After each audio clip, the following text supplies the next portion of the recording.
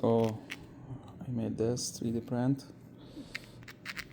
This is a 1/4 inch bolt. Push it in.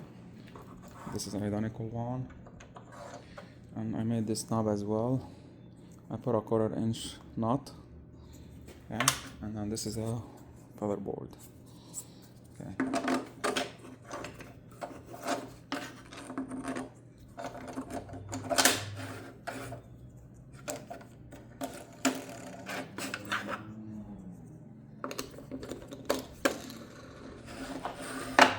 So let's say you're cutting this material, butt against it.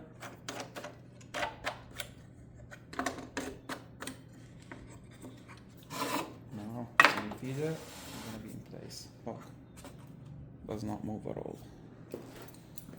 Happy 3D printing.